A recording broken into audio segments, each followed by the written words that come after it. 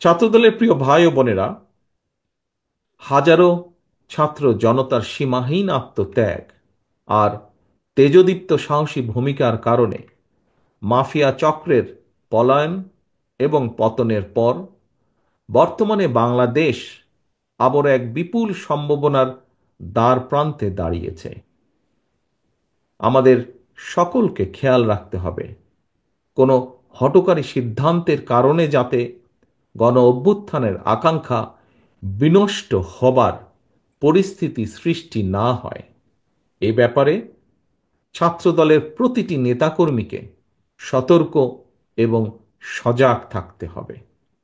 মনে রাখা দরকার, লোভ বা লাভের ঊর্ধ্বে উঠে ভবিষ্যৎ প্রজন্মের জন্য একটি নিরাপদ এবং স্বাবলম্বী বাংলাদেশ গড়তে বিশেষ করে ছাত্র ও তরুণদের ভূমিকা অপরিসীম।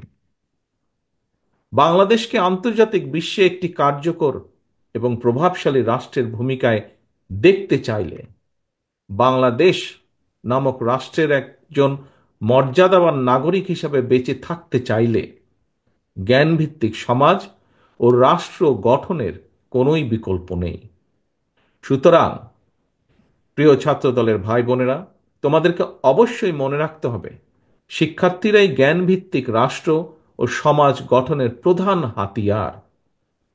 রাষ্ট্র এবং রাজনীতি সম্পর্কে শিক্ষার্থীদের অবশ্যই সচেতন থাকতে হবে।